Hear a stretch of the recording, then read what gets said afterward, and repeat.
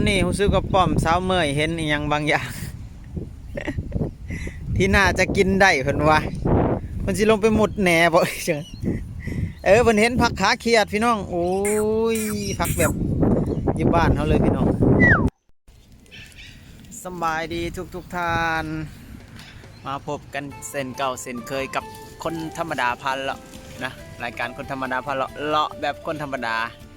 เมื่อนี่ง่ายๆชิวๆอากาศดีๆบ่ได้ไปเลาะไกลนะสิเป็นเลาะกับลูกสาวอามอน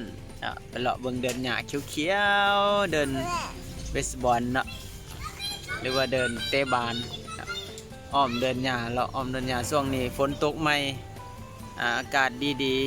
ๆฟ้าหลังฝนเนาะเขาว่าอากาศจะดีเสมอไปแต่สันสานะ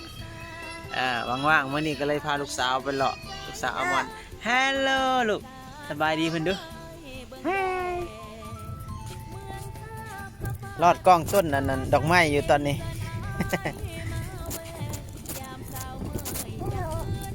เบิ่งเทิงฟ้าอากาศขี้เมฆงามๆไปก่อนเนาะมาฮอดแล้วเดินหญ้าอันสวยงามลมเย็นๆเห็นวิวที่สวยงามฟ้าสีครามเดินหญ้าเขียว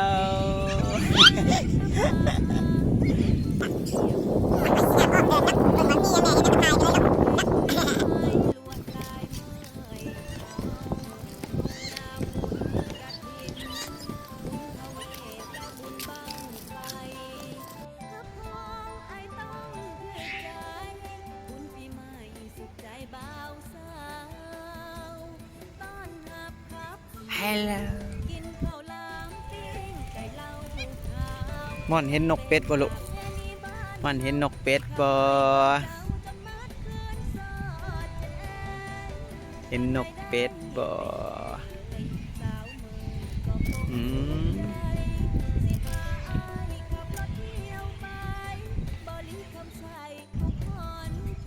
ส่วนนี้เขาตัดหญ้าใหม่ๆงามๆเนาะ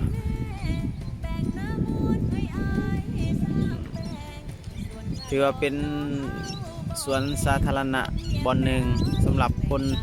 มาเล่นกีฬายามว่างเนาะออกกำลังกายลอยน้ำซึ่งจะมีสวนลอยน้ำสระลอยน้ำอยู่หั่นใกล้ๆเนาะมีบ่อนจอดรถกว้างขวางสะดวกสบายทุกเมืองหรือว่าทุกคุ้มคือแบบบ้านเฮาก็แบบเป็นคุ้มเป็นหน่วยมันจะมีบ่อนเล่นสาธารณะแบบนี้ทุกบ่อนเลยเนาะมีเดินหญ้ามีบ่อนเล่นกีฬาเนาะคันสิเป็นทางบ้านเฮาแถวเวียงจันทน์ก็แม่นสวนเจ้าอนุเนาะหรือว่าอยู่แถวประตูไซสันสาเนี่ยมันที่ขันอยู่เฮือนน่ะลูกอยู่เฮือนละโวยวายน่ะลูกโวยวายเหรอฮะยังไงเหรอไม่ไปละต่อเนาะโอเคเนาะตอนนี้เขาจะย่างไปซอกมองทางลงเนาะเพิ่นจะมีบุคอนกรีตมันจะสบายเวลาอยู่รอเด็กน้อยลงเนาะกันผู้ใหญ่เนี่ยก็ย่างลัดใส่ก็ได้ เพื่อเป็นการอนุรักษ์บ่ให้เหยียบหญ้าเพิ่นเนาะเราก็ต้องไปตามกฎระเบียบซั่นซะจะพาลงเป็นเลาะแค่มันคลองน้ำระบายน้ำเสียพี่น้องแต่มันสิเป็นอะไรมันสิสะอาดหรือมันสิสกปรกคือ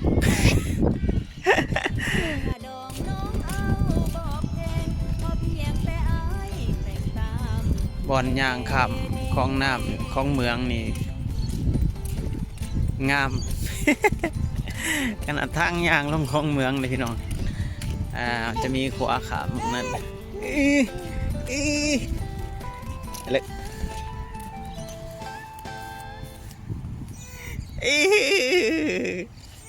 โอ้ยแป้งทรงผมลงหน่อยหนึ่งลมพัดไปต่อลงข่อยแล้วเด้อ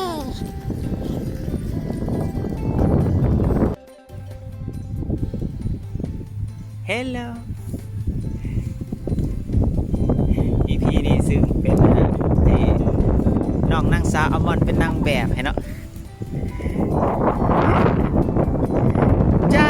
เอจ้าเออากาศดีบ่ลูก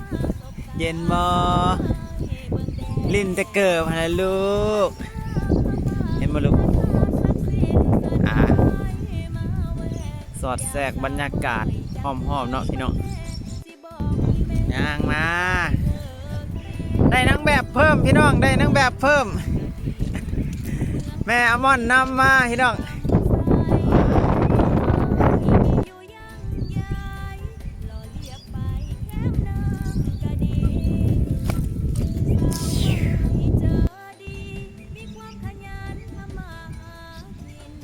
ตอนนี้สองสาวกำลังข้ามคลองมาเนาะ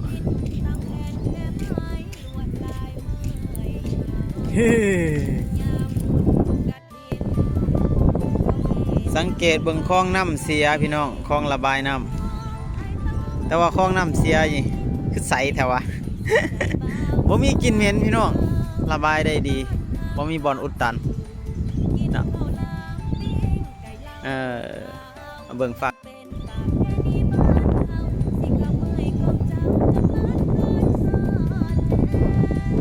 ค่อยคำยามแรงนะเคมเบอร์ทาวน์ลิวิสสตรีทอยู่ถนนแบรดเบอรีอยู่ฝั่งนี้พี่น้องลงไปลิ่นได้พี่น้องน้ำสะอาดขึ้นว่าเนาะไก่กระไข่ก็น้ำขี้ตมอยู่พี่น้องน้ำใสระบายได้ไหลตลอดน้ำไหลตลอด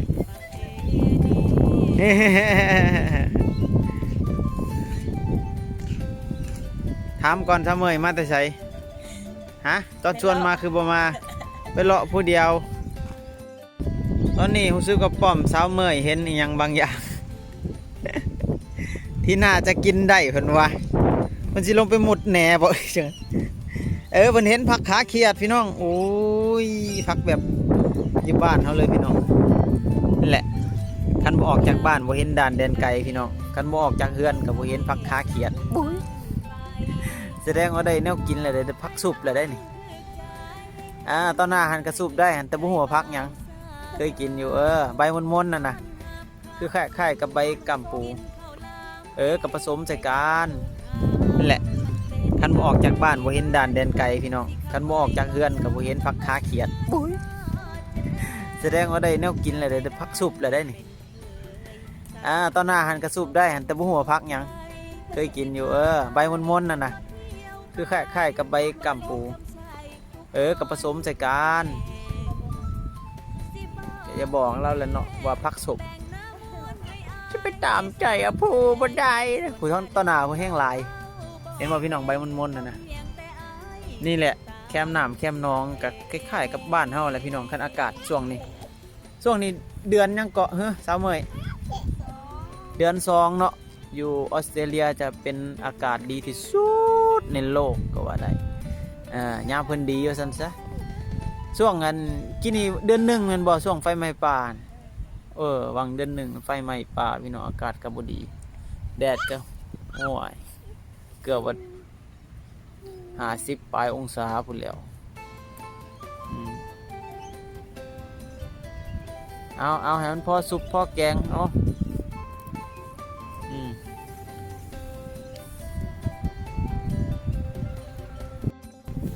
าไปเบิ่งใกล้ๆนำกันว่าสาวเมยเพิ่นเก็บผักอีหยังมีได้แน่ที่กินได้ว่าซั่นซะเพิ่นเจอผักอันบ้านเฮาผักไผ่ผักไผ่เนาะมันคือใบไผ่เนี่ยผักยอดไผ่มีใส่เนาะน่าสิมาแต่โดนคนกินก็ว่าผักพี่น้องควายกินก็ว่าหญ้าหมากินก็ว่าขี้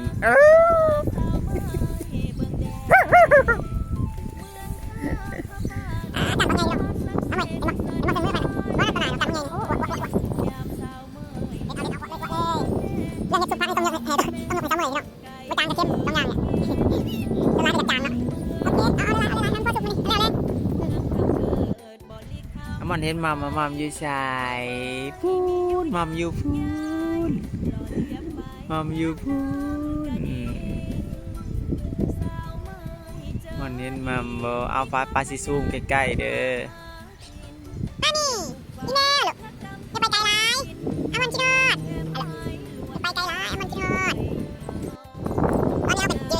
วเนาะหัวน้อยหัวขางของเมืองต้องระบายน้ำเนาะน้ำนี่นะอยู่กลางอยู่ดีๆเนาะลมพัดหัวโบเนี่ยมันไปตายเลย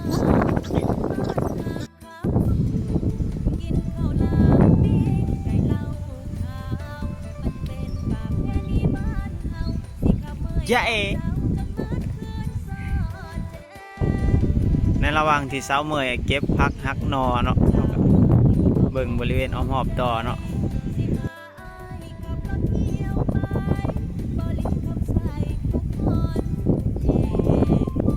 ต้นวิกชนิดนี้ก็จัดอยู่ในตระกูลต้นวิกกันเนาะแต่คล้ายๆมันคือต้นไฮยอนมันจะเป็นพวงแต่ว่าใบจะเป็นใบวิก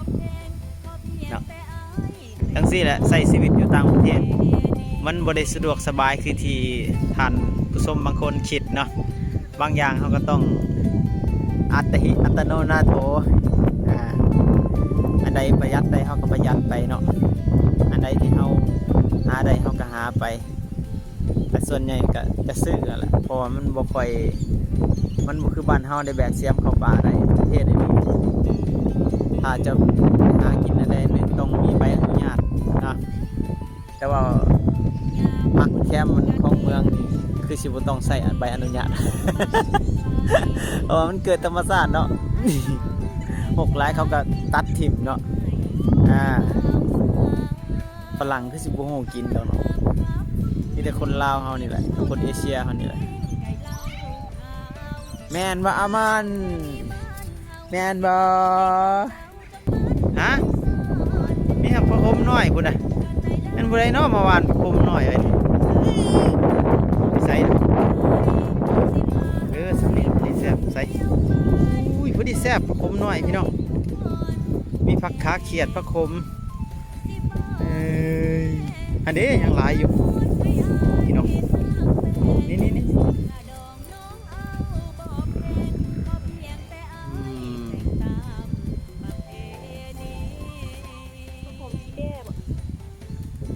ผมนี่คันอากาศแบบนี้แล้วมันเกิดรถพี่น้องอากาศใกล้เคียงบ้านเฮาเลยมีสมน้ำขมมีพักมันจะกินได้ไหมจะกินได้ไหมสมในใส่เป็นยาดีเนาะจะกินได้เอาเป็นว่าคลิปนี้ก็จบลงแบบมีสาระหรือบ่มีบ่ฮู้ แต่สรุปแล้วคือได้ความสุขได้อากาศดีๆได้มีเวลามาเลาะกับครอบครัวเนาะเลาะกับอัลมอนด์กับป้อมสาวเมยภรรยาสุดที่หักของขน้อยหมอนน้อยเพชรดงเห็นนะจังใดก็อย่าลืมติดตามกดไลค์กดแชร์เป็นกำลังใจให้ช่อง YouTube ครอบครัวมิวสิกหรือว่าคนธรรมดาพาเลาะนะของหมอนน้อยเพชรดงเห็นวันนี้สาวเมยก็ได้พักเมื่อลวกเมื่อแกงแหละ แต่พี่โดนสิได้มันเลาะแต่สองพ่อลูก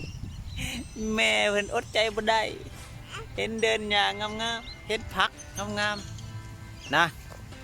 เดี๋ยวเราจะเก็บผักเมื่อได้พอสุกพอแกงแล้วก็จะได้อวยตาวโค้งเมื่อเฮือนโอเคขอบใจบ๊ายบายลูกบ๊ายบายเพิ่นดูบ๊ายบายบ๊ายบายได้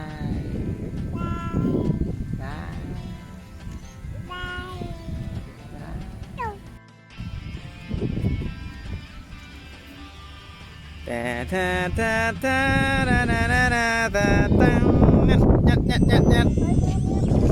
ได้พักละเมื่อฉัน